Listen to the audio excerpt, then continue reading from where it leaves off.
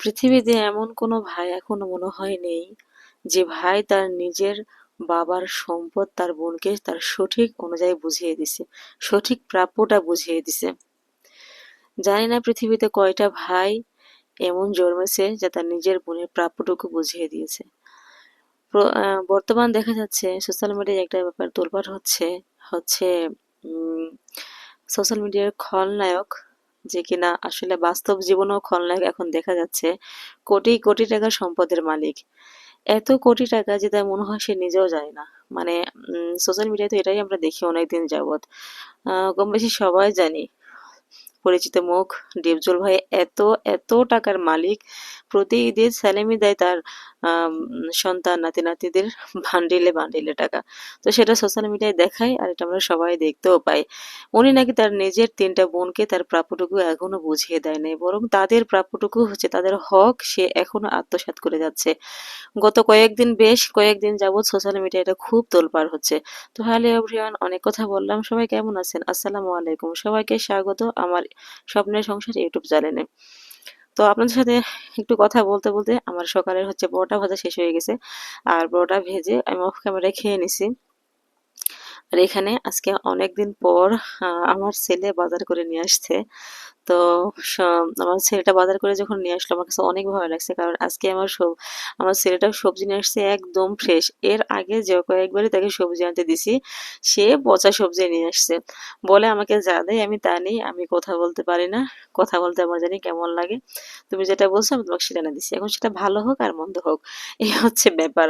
এখন সেটা পচা হোক বা আর যেমনই হোক না কেন সে নিয়ে চলে আসে। তো আজকে সবজিটা একদম টাটকা ফ্রেশ ফ্রেশ নিয়ে আসছে। তো যাই হোক, আর এপাশে আমি দুপুরে রান্নাটা সেরে নিচ্ছি। তো এর মাঝে আমি ভিডিওর প্রথমে যে কথাগুলো বললাম সেটা আমি একটু বলি, আর আপনারা আমার রান্নাটা উপভোগ করেন। দেখেন আজকে রান্নাটা একদম ইউনিক। এর আগে কখনো আমার এই রান্নাটা আপনারা দেখেছেন কিনা আমি জানি না। সত্যি বলছে আপুরা ভাইয়ারা, এই রান্নাটা হয়তোবা এর আগে আপনারা কখনো দেখেন নাই বা করেন নাই বা খান নাই। আজকে রান্নাটা আমি আপনাদের সাথে শেয়ার করব।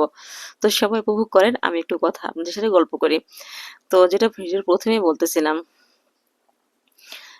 সোশ্যাল মিডিয়ায় গত বেশ কয়েকদিন যাবৎ একটা ব্যাপার কিন্তু খুব তোলপাড় হচ্ছে। আচ্ছা কি নেই ডিপজলের বলেন তো? লক্ষ লক্ষ কোটি কোটি টাকার মালিক সে। তারপরও তার নিজের ৩ টা বোন, যে তারা কোনোদিনও সোশ্যাল মিডিয়ায় তারা অ্যাক্টিভ ছিল না।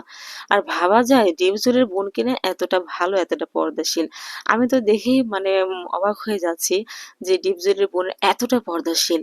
আসলে যে পর্দা করতে চায়, যে আল্লাহ, মানে মেন কথা যে আল্লাহকে ভয় করে, সে কিন্তু যেকোনো পরিস্থিতির মধ্যে থেকেও আল্লাহকে ভয় করতে পারে। ওনার মতো ওনার পরিবারের মানুষ হয়ে যে কিনা সোশ্যাল মিডিয়ায় এতটা অ্যাক্টিভ, মানে খুব নোংরা ক্যারেক্টারই করছে উনি। তো যাই হোক, সেটা ওনার অভিনয় ছিল। আমি সেই ক্যারেক্টারটা ছোট করে কথা বলতেছি না, এটা ওনার অভিনয় ছিল। তো ঐরকম পরিবেশ থেকেও যে তার বোনের এতটা পর্দাশীল, আমি তো দেখে একদম হতবাক। আমি তো একদমই অবাক হয়ে গেছি। তো যাই হোক, উনি কিন্তু ওনার ৩ টা বোনের প্রাপ্যটুকু এখনো আজও বুঝে দেয় নাই। সে তার ওগুলো সব আত্মসাৎ করে যাচ্ছে। আচ্ছা, তো এই পাশে কিন্তু দেখেন আমার রান্নাটা হয়ে গেল। জানি না কেন এই কাজগুলো করে শুধু ডিপজল না, ডিপজলের মতো হাজারো হাজারো ভাই এরকম আছে তার বোনের প্রাপ্যটুকু বুঝিয়ে দেয় না। তো আল্লাহর কোরআনেই কিন্তু আল্লাহ বলে দিছে মেয়ে সন্তানের অধিকারটুকু বুঝিয়ে দিতে।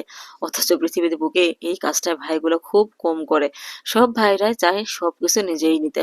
তো যাই হোক, দেখেন আমি মিষ্টি কুমড়াতে গরুর মাংস কিন্তু রান্না করেছি। আপনারা আচ্ছা বলেন তো, কেউ কখনো কি আপনারা এভাবে খেয়েছেন? আমার তো মনে হয় না কেউ কখনো খেয়েছেন। এটা কিন্তু পরোটা দিয়ে খেতে অনেক ভালো লাগে। এই মিষ্টি কুমড়ার গরুর মাংসের রুটি বা পরোটা এত বেশি খেতে ভালো লাগে, যারা খান নাই খেয়ে দেখতে পারেন। আর এই মিষ্টি কুমড়ার ছোকলা আমি এটাও কিন্তু ফেলাই নাই, এটাও আমি ভর্তা করে নিছি। আচ্ছা যাই হোক, আজকে তাহলে এই পর্যন্ত, ঠিক আছে? সবাই ভালো থাকবেন, দোয়া করবেন, অবশ্যই নতুন ভিডিও দেখার আমন্ত্রণ রইল। সবাইকে আল্লাহ হাফেজ।